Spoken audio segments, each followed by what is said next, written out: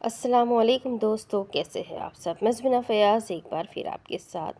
تو آج کا ویڈیو سٹارٹ کرنے سے پہلے میں آپ لوگوں کو کچھ بتانا چاہتی ہوں، وہ یہ کہ آپ لوگ ضرور سوچ رہے ہوں گے کہ میری ویڈیوز کچھ چھوٹے ہو گئے ہیں، 1 گھنٹے کے پراپر نہیں ہے، کوئی 40 منٹ ہے، کوئی 30 منٹ ہے، کوئی 35-40 ایسے چل رہا ہے۔ بیکاز مجھے رمضان کے لیے اسپیشلی شیڈول جمع کرنا ہے۔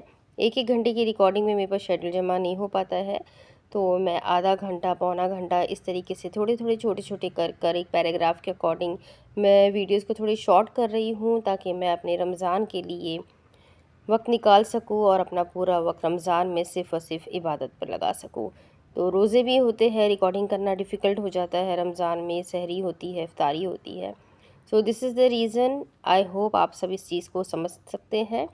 تو امید کرتی ہوں آپ سب بھی اپنی رمضان کی تیاری ابھی سے کریں، اپنی عبادتیں ابھی سے شروع کر دے۔ رجب شعبان رمضان تینوں مہینے بہت ہی زیادہ فضیلتوں والے ہیں۔ تو چلے آج کی ویڈیو کو ہم شروع کرتے ہیں۔ کہانی کا نام ہے شیشے کا گھر پتھر کے لوگ بائی محمد فیاض ماہی صاحب، پارٹ 6۔ سکندر سائمہ کی خفیہ ملاقاتیں اسی آبادی کے باہر ایک مکان میں جاری تھی۔ وہ دونوں بہن بھائی اپنے بچپن اور سائمہ جوانی کی بربادی پر رو رو کر اپنا غم کم کرتے تھے۔ سائمہ نے سکندر کو بھی نہ بتایا تھا کہ ایاز اور ریشم کو نعمان عزت کے گھر اور آفس میں تقدیر لے گئی ہے اور سکندر پہلے سے ہی وہاں موجود تھا۔ آپ بتاؤ گڈی کیسی ہے؟ اب گھر میں پڑی پڑی بور ہو رہی ہوگی، سکندر مسکراتا ہوا بولا تو سائمہ اپنے دوپٹے سے آنسو پوچھتی ہوئی بولی، نہیں، اس کو ایک اچھی کمپنی میں نوکری مل گئی ہے، اچھی تنخواہ ہے اور ایاز اپنی تعلیم کو جاری رکھے ہوئے ہے۔ سائمہ نے جھوٹ اور سچ ملا کر سکندر کو مطمئن کر دیا تھا۔ تم بتاؤ کہ کہاں تک پہنچے ہو؟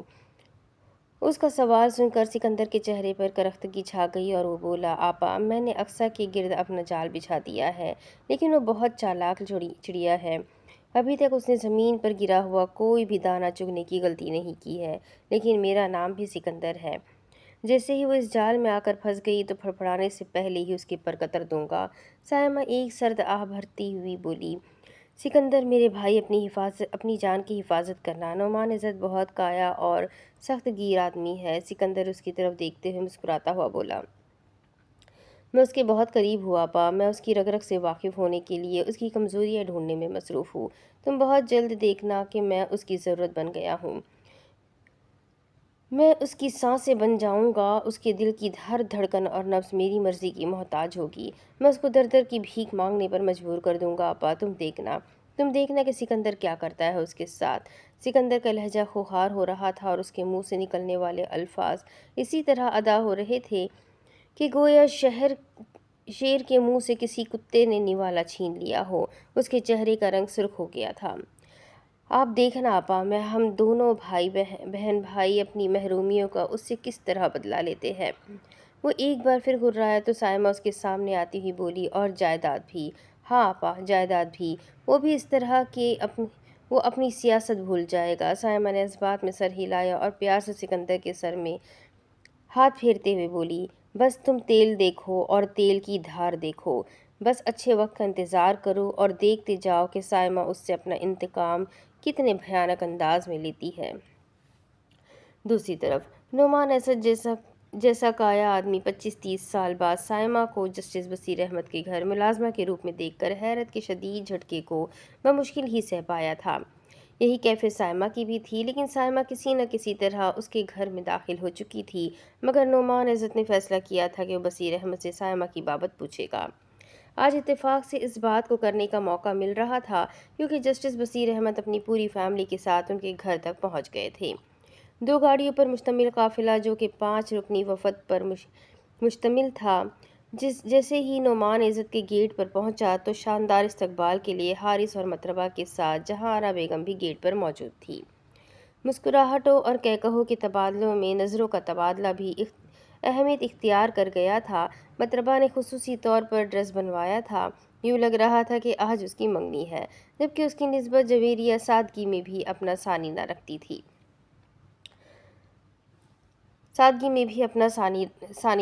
تھی۔ حارث نعمان نے ٹھنڈی آہ بھرتے ہوئے اس کے کان میں اچھی لگ رہی ہو کہا تو وہ چھوئی موئی ہوتی ہوئی ثانیہ بیگم کے ساتھ لگ گئی۔ भाभी, वो मेरा उल्लू दोस्त नज़र नहीं आ रहा? बसीर अहमद ने जहां आरा बेगम से पूछा तो वो मुस्कुराती हुई बसीर अहमद के कंधे के पीछे खड़े नोमान इज़्ज़त को देखने लगी। तुमने क्या समझा था कि मैं तुम्हारी तरह घर से भाग जाऊंगा? कह कहा बुलंद होते ही बसीर अहमद और नोमान इज़्ज़त गले मिले और सलाम दुआ के बाद अंदर की जानिब बढ़ गए। भाई वाह, क्या ठाठ है तुम्हारे तो। बसीर अहमद ने ड्राइंग रूम और घर की खूबसूरती देखकर कहा और कीमती सोफे पर बैठ गए। नुमान इज़्ज़त हंसते हुए उसके पास बैठ गए और बोले, इस मुल्क में एक ही तो मुनाफा बख्श कारोबार है, सियासत। नुमान इज़्ज़त का लहजा ऐसा था कि इसमें से कामयाब बिजनेसमैन की खुशी वाज़ेह झलक रही थी। अच्छी बात है, मगर रिस्क भी तो है ज़िंदगी का। बसीर अहमद बोले तो नुमान इज़्ज़त मुस्कुराते हुए कहने लगे, हम शायद किसी और मकसद के लिए इकट्ठे हुए हैं, हमारी बातों से तो बच्चे बोर हो जाएंगे। बसीर अहमद भी मुस्कुराने लगे। मौसम की मुनासिबत से इनकी खातिर तवाज़ा की गई थी। अभी खाने में कुछ देर थी कि जहारा और सानिया बेगमात की बातों का सिलसिला शुरू हो गया था। जवेरिया और मतरबा भी अपने आप को कुछ डिस्टर्ब महसूस कर रही थी, जबकि हारिस और अंसर बातों में तो मशगूल थे ही, लेकिन इन दोनों की नज़रें अपना अपना काम कर रही थी। उनमें इन सब में से अनीका ही वाहिद ऐसी थी कि वो बोरियत महसूस कर रही थी। जहां आरा ने मौके की मुनासिबत से हारिस को बुलाकर कहा कि वो मेहमानों को अपना घर दिखाए, तो वो मुस्कान होठों पर सजाता हुआ बोला, जी क्यों नहीं मम्मा। वो जवेरिया और अनीका से मुखातिब हुआ, आइए प्लीज़। जवेरिया ने तानिया बेगम की तरफ देखा तो उन्होंने इस बात में सर हिला दिया, मगर अनीका बात को समझती हुई बोली, मैं इधर ही ठीक हूँ। जवेरिया उठकर हारिस नुमान के साथ चली गई तो मतरबा भी उठकर एक खास अदा से चलती हुई लॉन की जानिब बढ़ गई। अनीका उठकर अंसर के पास आकर बैठती हुई सरगोशियां गना अंदाज में बोली, भाई वैसे मतरबा आपी भी अच्छी है। अंसर ने चौंक कर उसकी जानिब देखा तो शरारती मुस्कान होठों पर सजाए हुए भौं में उचकाती हुई बोली, मैंने देखा है कि वो आपको देख रही थी। पागल हो तुम भी, देखने से क्या होता है। और तुम ना अपनी चोंच बंद रखा करो, किसी दिन मुझसे पिटोगी। अनीका मसनूई गुस्से से उठकर लॉन में गई तो मतरबा के साथ खड़े हुए एक स्मार्ट और हैंडसम लड़के को देखकर हैरान रह गई। वो वहीं रुक जाती अगर मतरबा उसको आवाज़ न दे लेती। वो हैरत इस्तेजाब के मिले जुले तासुरात चेहरे पर लेकर उनके पास पहुंची तो मतरबा ने मुस्कुराकर उस लड़के से इन अनीका का तारुफ करवाया। सर, ये मेरी कज़िन है अनीका बसीर अहमद। जबकि अनीका हैरान थी कि मतरबा इस नौजवान को सर कह रही थी। और अनीका, ये मेरे सर हैं, मुझे ट्यूशन देते हैं, अयाज़ अहमद। अनीका की हैरत दूर हुई तो उसने नज़रें उठाकर अयाज़ अहमद को सलाम कर दिया और बोली, अगर आप जैसे सर हो तो फिर तो मैं भी ट्यूशन पढ़ना चाहूँगी। कह कहा लगा था। अब पता नहीं ये अनीका की दिली ख्वाहिश थी या फिर मतरबा की ज़ात पर तंज था या अयाज़ की मुतासिर कुन शख्सियत का सहर था। तो फिर ठीक है मतरबा, मैं कल आ जाऊँगा। शमून ने मुझे बताया ही नहीं था कि आज ख़ास मेहमान आने वाले हैं। उसने ख़ास मेहमान कहते हुए अनीका की तरफ इस तरह देखा था कि वो बेइख्तियार आंखें उठाकर उसकी आंखों में देख गई थी, और वही लम्हा था जब वो उन आंखों की गहराई में उतर गई थी। आई एम सॉरी सर, मुझे भी आपको बताना याद नहीं रहा। मतरबा शर्मिंदगी महसूस करती हुई बोली, एक्चुअली मेरे पास आपका कॉन्टेक्ट नंबर नहीं है, प्लीज़ अगर आप माइंड ना करें तो। मतरबा ने अपना मोबाइल हाथ में इस अंदाज में पकड़ लिया कि वो अयाज़ का नंबर महफूज कर लेगी, लेकिन अनीका के चालाक जहन ने वो नंबर अपने जहन के कंप्यूटर में महफूज कर लिया था। अयाज़ वहाँ से चला गया था, लेकिन अनीका के दिल के तारों को इस तरह हलचल ज़दा कर गया था कि वो गेट से निकलते वक्त मुड़कर देखना ना भूला था, और उसी लम्हा दोनों की नज़रें एक दूसरे से सलाम ले चुकी थी। वो गेट से निकल गया तो मतरबा बोली, अनीका कैसा लगा हमारा घर? हैंडसम और स्मार्ट। अनीका फ़ौरन बोली तो मतरबा हैरत से उसको कंधे से हिलाकर बोली, मैं घर की बात कर रही हूँ, सर की नहीं। अनीका को अपनी गलती का एहसास हुआ तो दोनों ही मुस्कुराने लगी। हारिस नुमान जवेरिया को अपना घर दिखाता हुआ अपने कमरे तक ले गया था। उसने दरवाज़ा खोलकर जवेरिया को कॉर्निश बजाने वाले अंदाज में कहा, welcome to my room. Javeria हंसकर उसकी तरफ देखती हुई अंदर दाखिल हुई और बाद में हारिस नुमान भी अंदर आ गया। जवेरिया ने एक बात बहुत अच्छी तरह नोट की कि हारिस नुमान ने कमरे का दरवाज़ा खुला ही रखा था। जवेरिया को एक ऐसी कोलोन की महक आने लगी जो उसको साहिल समंदर पर हारिस नुमान के बदन से आई थी। जब हारिस ने उसके दोनों हाथ पकड़कर उसकी आंखों में झांकते हुए इकरार मोहब्बत किया था। हर चीज़ करीने से अपनी जगह पर रखी हुई थी। नफीस कालीन और दबीस पर्दे, खूबसूरत और बेशकीमती फर्नीचर कमरे की खूबसूरती को मज़ीद बढ़ा रहे थे। ایک بڑی اسکرین والی LCD بیڈ کے بالکل سامنے والی دیوار کے ساتھ لگائی گئی تھی۔ ایک دیوار کے ساتھ کتابوں کے ریک لگے ہوئے تھے۔ جویریہ تجسس سے کتابوں کی جانب بڑھی تو حارث نعمان مسکرانے لگا۔ میں نے زندگی میں کتب سے ہی عشق کیا ہے۔ میں سمجھتا تھا کہ انسان صرف ایک عشق ہی کرتا ہے، لیکن میں نے تو 2 عشق کیے ہیں۔ جویریہ تڑپ کر مڑی اور سہمے ہوئے انداز سے اس کی آنکھوں میں دیکھنے لگی۔ اس کی آنکھوں میں پریشانی نمایاں تھی۔ اس نے گھبرائے ہوئے انداز میں مدھم اور مریل آواز میں کہا، دوسرا عشق؟ حارث نعمان دبیز قالین کو اپنے پاؤں تلے رونتا ہوا اس کی جانب بڑھا اور اس کے سامنے جا کر کھڑا ہو گیا۔ اس نے جویریہ کے دونوں ہاتھ پکڑ لیے تو وہ لرز گئی۔ اگر انیکا یا کوئی اور ادھر آ نکلا تو وہ چور بن جائے گی۔ وہ کھلے ہوئے دروازے کی جانب دیکھتی رہی تو حارث نعمان نے اپنے ہاتھ کی انگلی سے اس کا چہرہ اپنی طرف کرتے ہوئے کہا، میں ادھر ہوں۔ وہ اس کی آنکھوں میں جھانک کر نظریں جھکاتی ہوئی بولی، کوئی آ جائے گا۔ میں یہ کبھی بھی نہیں چاہوں گا کہ میں جس سے دوسرا عشق کرتا ہوں وہ ڈرپوک ہو۔ اس بات میں ہی وہ سب جواب تھے جویریہ کے سوال کے۔ اس بار اس نے مسکرا کر آنکھیں اٹھائی اور اپنا سر حارث نعمان کے سینے پر ٹکاتی ہوئی بولی، میں تو ڈر ہی گئی تھی۔ میں تمہارے ساتھ ہوں، کسی سے بھی ڈرنے کی ضرورت نہیں ہے۔ اس کا پیارا لہجہ خلوص اور محبت کی چاشنی سے بھرپور تھا۔ میں تم سے محبت کرتا ہوں جویریہ۔ برملا اعتراف اور بے ساختہ اظہار محبت تو پہلے بھی کر چکا تھا، لیکن اب وہ اپنے گھر میں اپنے کمرے میں کھڑا تھا۔ اس کو کسی کے بھی آ جانے کا ڈر یا خوف نہ تھا۔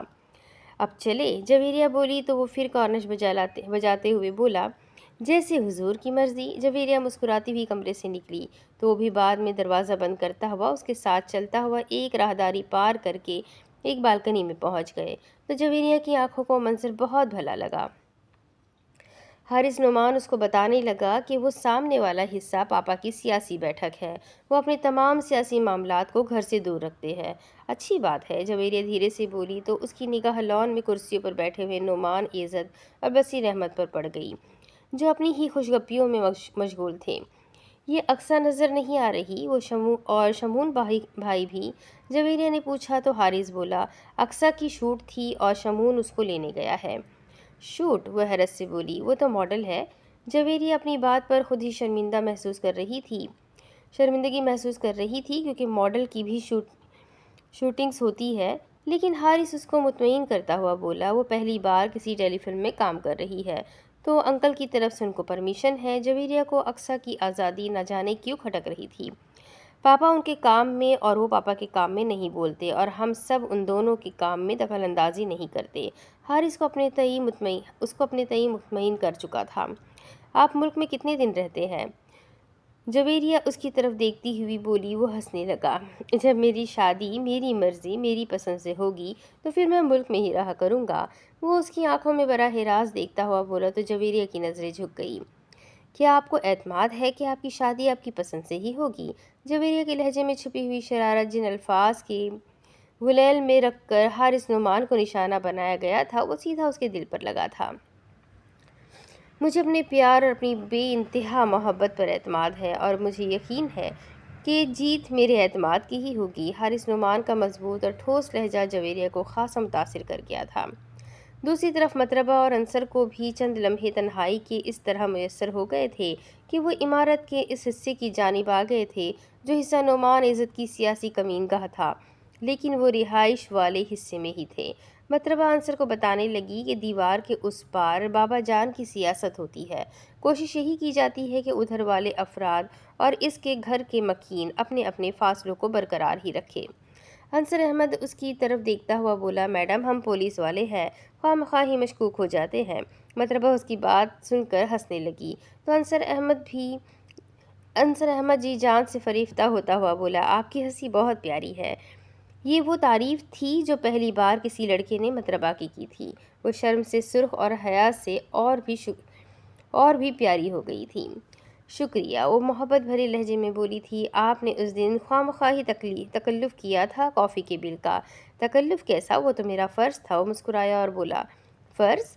وہ استفہامی انداز اپنائے ہوئے بولی، جی میرا فرض، کیونکہ وہ کافی شاپ میری حدود میں ہی آتا ہے اور آپ میری مہمان تھی۔ انصر کا جواب مدلل تھا۔ مطربہ کو آنکھیں جھکانا پڑی، اسٹڈی کیسی جا رہی ہے؟ اس نے پھر بات کو آگے بڑھانا چاہا تو ایک اور سوال کر دیا تھا۔ مطربہ چلتی ہوئی اس کی طرف مڑی اور شرارت سے بولی، ابھی مزید 15-20 سال تک تو میرا ارادہ ہے اسٹڈی جاری رکھنے کا، میں انتظار کر سکتا ہوں۔ وہ بڑبڑایا تھا، لیکن مطربہ کے حساس کان اس فقرے کو سن چکے تھے۔ وہ مزید سرخ گالوں سے اس کی طرف دیکھتی ہوئی آگے بڑھ گئی۔ انصر احمد وہاں کھڑا ایک پھول کی طرف دیکھتا ہوا بولا، میں نے تو اپنا پیغام تم تک پہنچا دیا ہے مطربہ، آپ تمہارے دل کی خدا جانے۔ وہ بھی چلتا ہوا نعمان عزت اور بصیر احمد کے پاس پہنچ گیا تو بصیر احمد اس کو دیکھتے ہوئے بولے، لو بھائی برخوردار، تمہارے انکل کو حارث اور جویریہ کے رشتے پر کوئی اعتراض نہیں ہے۔ اب یہ حارث سے اچھی طرح پوچھ لیں گے اور ہم جویریہ بیٹی سے بات کر لیں گے۔ دونوں طرف سے گرین سگنل ملنے پر منگنی کی رسم طے ہو جائے گی۔ بصیر احمد کی بات سن کر نعمان عزت بولے، حارث کی طرف سے تم ہاں سمجھو، بس ذرا بیٹیوں کا معاملہ ہوتا ہے، تم جویریہ سے اچھی طرح پوچھ لینا، وہ اس گھر میں رانی کی طرح راج کرے گی۔ جی انکل، ہم جویریہ سے بات کریں گے، آپ کو اطلاع کر دیں گے۔ انصر احمد نے بدبرانہ انداز میں ان کی بات کا جواب دیا تو نعمان عزت ہنستے ہوئے بولے، یار بصیر احمد، اللہ کا لاکھ لاکھ شکر ادا کرنا چاہیے کہ اس پروردگار نے ہمیں لائق اور فرمانبردار بچوں سے نوازا ہے۔ بصیر احمد ان کی بات سن کر ہنسے اور کہنے لگے، تم تو لگتے ہی نہیں ہو کہ ان کے باپ ہو، کیا مطلب ہے تمہارا؟ نعمان عزت کی بھویں تن گئی۔ وہ غصے سے بولے تو انصر احمد بصیر احمد کی صفائی میں کہنے لگا، انکل، پاپا کا مطلب ہے کہ آپ تو حارث بھائی سے بھی ینگ لگتے ہیں۔ نعمان عزت کہا لگا کر ہنسے اور بصیر احمد سے ہاتھ پر ہاتھ مارنے کے لیے اپنا ہاتھ آگے کر دیا تو بصیر احمد نے ان کی حرکت کا جواب بھی کہا لگا کر ہاتھ پھینک کر ہی دیا۔ شمون اور اقصیٰ بھی وارد ہو گئے تھے۔ ان کی شمولیت سے ماحول اور بھی خوشگوار ہو گیا تھا۔ اقصیٰ، انیکا، جویریہ اور مطربہ کا گروپ ایک طرف تھا، جبکہ صاحبان اور بیگمات ایک طرف تھی۔ حارث، نعمان، انصر احمد اور شمون ایک طرف بیٹھے ہوئے تھے۔ پرسکون ماحول میں کھانا کھایا گیا تھا۔ بعد میں چائے اور کافی مہمانوں کی پسند پر سرو کی گئی تھی۔ نعمان عزت بصیر احمد کو لے کر پھر لان میں آ گئے اور پریشانی والے انداز میں بولے، یار وہ تمہارے گھر میں جو عورت کھانا بناتی ہے وہ کیا نام ہے اس کا؟ کیوں، کیا ہو گیا، کوئی شکایت ہے اس کی؟ بصیر احمد ہنستے ہوئے بولے تو نعمان عزت کھسیانے سے ہو گئے تھے۔ نہیں، میرا مطلب تھا کہ یار وہ کیا کمال کے کھانے پکاتی ہے۔ ہاں بھائی، تم ہی نہیں، اس کے ہاتھوں سے بنے ہوئے لذیذ کھانے کھا کر تو میرے جج دوست بھی اس کے گرویدہ ہو گئے ہیں۔ بصیر احمد سائمہ کی تعریف بلا وجہ ہی نہیں کر رہے تھے۔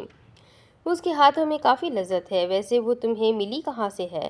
کب سے وہ تمہارے گھر میں ہے؟ رہتی کہاں ہے؟ بصیر احمد نے 3 سوال سائمہ کے متعلق ہی پوچھے جانے پر نعمان عزت کی آنکھوں میں گھورا اور بولے، کیا بات ہے؟ خیریت تو ہے؟ تم سائمہ کے بارے میں اتنے کانشیس کیوں ہو رہے ہو؟ سائمہ، نعمان عزت حیرت سے بولا تو بصیر احمد کہنے لگے، ہاں یار، اس کا نام سائمہ ہی ہے اور شاید تم اسے جانتے بھی ہو۔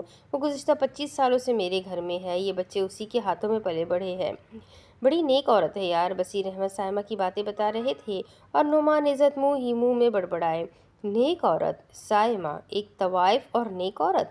اس کی بڑبڑاہٹ کوئی نہ سن سکا تھا، لیکن بصیر احمد سمجھ رہے تھے کہ اب نعمان عزت کی نیند حرام ہونے والی ہے۔ کیوں بھائی شہزادے، کوئی پرابلم تو نہیں ہے نا؟ دوسری طرف شمون نے ایاز کے کندھے پر ہاتھ مارتے ہوئے کہا تو ایاز ہنسنے لگا اور بولا، کیوں شرمندہ کرتے ہو شمون؟ وہ اس وقت شمون کے ساتھ ان کے محل کے لان میں ہی بیٹھا ہوا تھا اور چائے کا دور چل رہا تھا۔ مطربہ ابھی کالج سے لوٹی تھی، وہ چینج کرنے گئی تھی۔ اتنی دیر میں شمون نے ایاز کو کمپنی دینے کا پروگرام بنایا تھا۔ دیکھو ایاز، تم خوددار ہو، یہ تو میں جانتا ہوں، لیکن مجھے ایک خوشی کی بات اور پتہ چلی ہے کہ تم نے مطربہ کو اپنی بہن بنا کر پڑھانا شروع کیا ہے۔ I am proud of you my dear. Shamoon بہت خوش لگ رہا تھا۔ ایاز نے چائے کا گرم گھونٹ بھرتے ہوئے اس کی طرف دیکھا اور بولا، شمون، دوست بھائیوں سے بڑھ کر ہوتے ہیں اور دوست وہ سرمایہ ہے جو قسمت والے شخص کے ہاتھ ہی لگتا ہے۔ دیکھو یار، میں تم سے زیادہ لائق نہیں ہوں، لیکن اتنا جانتا ہوں کہ یہ سب دولت، جاگیر اور اسٹیٹس صرف اسی وقت آپ کے کام آ سکتا ہے جب آپ کا کوئی مخلص اور سچا دوست ہو، اور تم ایاز، تم میرا سرمایہ ہو یار۔ شمون تھوڑا سا جذباتی ہو رہا تھا۔ ایاز نے اس کا ہاتھ پکڑ کر دبایا اور بولا، شمون، یہ جاگیریں اور اسٹیٹس سب کچھ خلوص کا مرہون منت ہوتا ہے، اور دوستی ان سب چیزوں سے بڑھ کر ہے۔ مجھے تم پر فخر ہے ایاز، آئی لو یو یار۔ شمون نے کہا تو دونوں ہنسنے لگے، اور ایاز بولا یہ فکرہ تو کسی لڑکی کے لیے سنبھال کر رکھو، کام آئے گا۔ ایاز کی بات سن کر شمون کی آنکھوں کے سامنے ریشم کا چہرہ گھومنے لگا تھا۔ اس کی جھیل جیسی گہری آنکھیں اور چاندنی جیسا سفید ڈھلا ہوا چہرہ شمون کی نیندیں چرا چکا تھا۔ ایاز نے اس کی آنکھوں کے سامنے ہاتھ لہراتے ہوئے چٹکی بجائی اور بولا، کیا ہو گیا ہے، کہاں گم ہو گئے ہو، کون ہے وہ؟ شمون ہنستے ہوئے بولا، چھوڑو یار، ابھی تو پتہ ہی نہیں کہ وہ کون ہے، تو پھر اس کے خیالوں میں کیوں گم رہتے ہو؟ ایاز چائے پیتا ہوا بولا تو شمون نے ایک مسکان ہونٹوں پر سجاتا ہوا بولا، یار ایاز، یہ پیار کیا ہوتا ہے، محبت کیا ہوتی ہے؟ شمون کھویا ہوا تھا، ریشم اس کی حواس پر چھا گئی تھی۔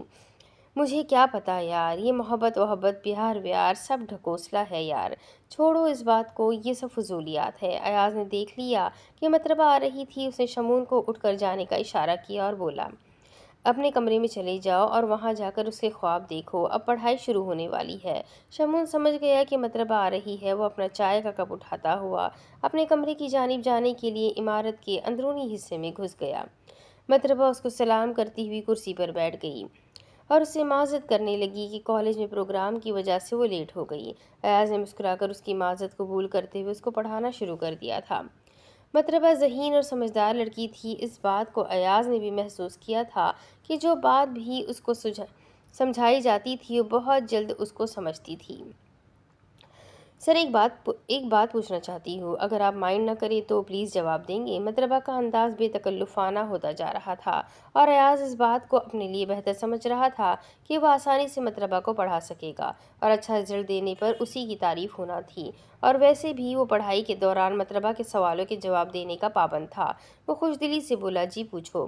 مطربہ حوصلہ مند جواب ملنے پر خوش ہوتی ہوئی بولی، سر، یہ محبت کیا ہے؟ وہ چونک کر مطربہ کی طرف دیکھنے لگا جس کی آنکھیں جھکی ہوئی تھیں۔ پلیز سر، مجھے غلط مت سمجھیے گا، یہ سوال مجھ سے میری ایک کلاس فیلو نے کیا ہے اور میں نے وعدہ کیا ہے کہ آپ سے پوچھ کر بتاؤں گی۔ مجھ سے ہی کیوں؟ ایاز سنجیدہ ہوتا ہوا بولا، ایکچولی سر، میرے ذہن میں یہی ہے کہ جو سوال سمجھ نہ آتا ہو وہ ٹیچر سے ہی پوچھنا چاہیے۔ اس کی نظریں ہنوز جھکی ہوئی تھی۔ ایاز نے کتاب بند کرتے ہوئے ایک لمبا سانس اور اندر کھینچا اور بولا، مطربہ، میرا اس معاملے میں کوئی تجربہ نہیں ہے، اور یہ محبت کی باتیں مجھے ویسے ہی فضول لگتی ہے، کیونکہ یہ ہمیشہ ہی دو متضاد اسٹیٹس والوں کے درمیان ہوتی ہے، اور پھر محبت میں غربت کی شکست ہوتی ہے جو غربت کی موت ثابت ہوتی ہے، اور عمارت اپنی فتح پر جشن مناتی ہے، لیکن اس زندگی اور موت میں ہار صرف محبت کی ہوتی ہے اور جیت اعلیٰ اسٹیٹس کی ہوتی ہے۔ واو سر، آپ تو بہت کچھ جانتے ہیں محبت کے بارے میں۔ مطربہ نے اس بار نظریں اٹھاتے ہوئے اس کی طرف دیکھا اور کہا تو مسکرانے لگا اور بولا، میں نے محبت کی نہیں ہے مطربہ، اس لیے زیادہ جانتا ہوں۔ وہ مسکرانے لگی اور پھر بولی، سر، یہ کیسے ہو جاتی ہے مطربہ؟ ایاز نے ڈانٹنے والے انداز میں کہا تو اس کی نظریں جھک گئی۔ پلیز اپنی اسٹڈی پر دھیان دو، یہ تمہارا کام نہیں ہے۔ وہ خاموش ہو کر دوبارہ پڑھائی میں مصروف ہو گئی اور 1 گھنٹہ تک متواتر پڑھتی رہی۔ پھر ایاز کی طرف سے چھٹی کا اعلان سن کر وہ خاموشی سے کتابیں اٹھائے جانے لگی تو ایاز نے دیکھا کہ وہ ناراض ہے۔ ٹھہرو مطربہ۔ وہ رک گئی اور نظریں جھکائے کھڑی رہ گئی۔ ایاز الفاظ جمع کرتا ہوا کہنے لگا، مطربہ، محبت ہونا ہو تو پہلی ہی نظر میں ہو جاتی ہے، اگر نہ ہونا ہو تو کئی سال ایک ہی چھت تلے ایک ہی ساتھ گزارنے پر بھی نہیں ہوتی۔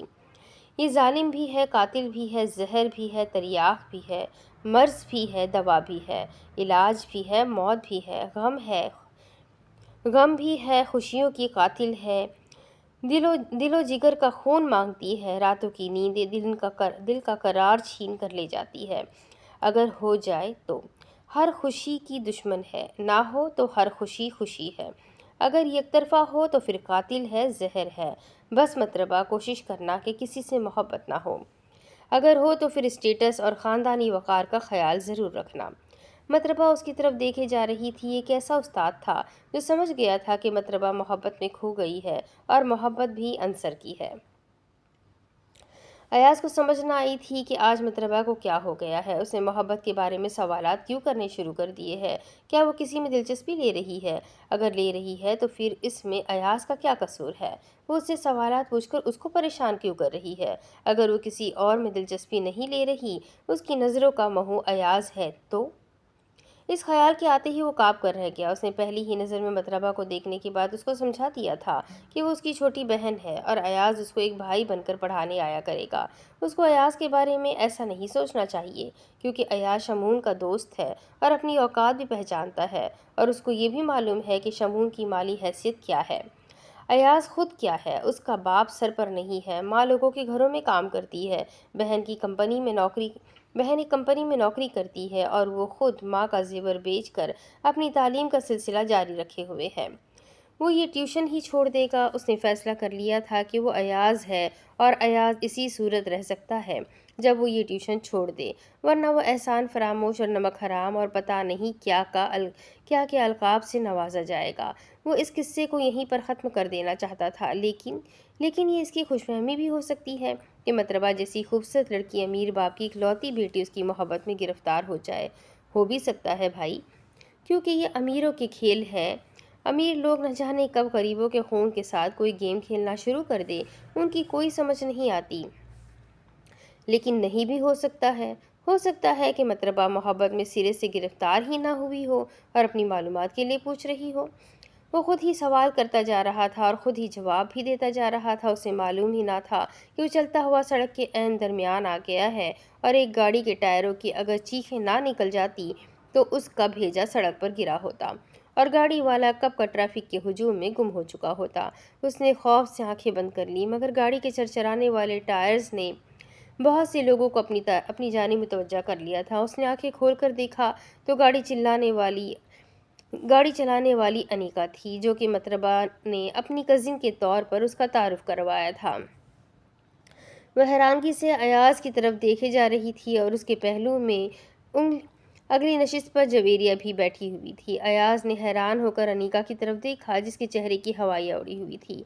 उसकी परेशानी की वजह अयाज बन गया था। अगर गाड़ी के ब्रेक बर वक्त ना लगते तो वो यकीनन अयाज की कातिला बन चुकी होती, और वो अपने आप को ज़िंदगी भर माफ़ ना करती। अयाज उनकी तरफ बढ़ा और पास आकर इंतहाई शर्मिंदगी से बोला, आई एम सॉरी, मेरी वजह से आपको परेशानी हुई। वो जाने लगा तो जवेरिया ने उसे अपनी तरफ आने का कहा।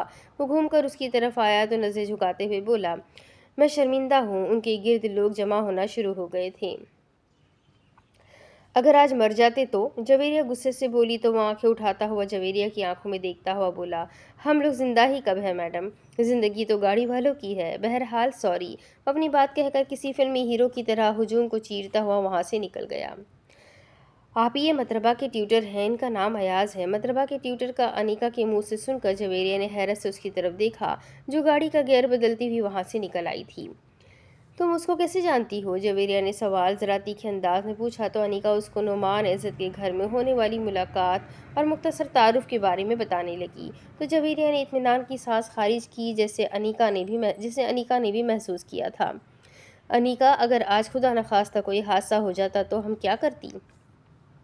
जवेरिया ने कहा तो अनीका वो मंजर याद करके ही काँप कर रह गई, जो चंद मिनट पहले चर फरलॉन्ग पीछे उसकी ज़िंदगी का ख़तरनाक और ख़ौफनाक तरीन मंजर बनते बनते रह गया था। वैसे बंदा तो जीनियस है आप ही। मैं हैरान हूँ कि उसको गाड़ी का हॉर्न और दीगर गाड़ियों का शोर भी क्यों नहीं सुनाए। अनीका बोली थी। जवेरिया ताईदी अंदाज में सर हिलाती हुई बोली, इसका गुफ्तगू का अंदाज ही बता रहा था कि वो पढ़ा लिखा और सुलझा हुआ बंदा है।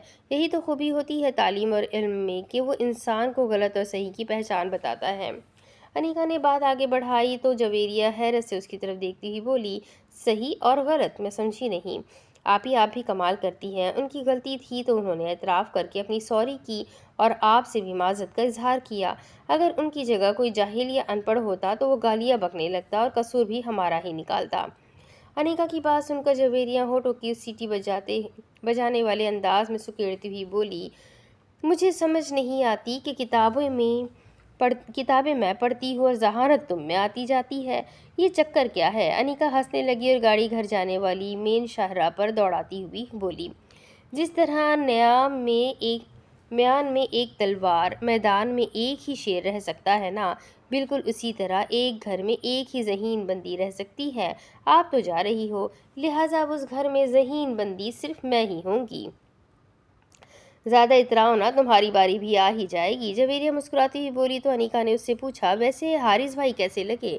क्या मतलब, कैसे लगे? जवेरिया को नामुकम्मल बातें हमेशा ही बुरी लगती थी, वो जल गई थी।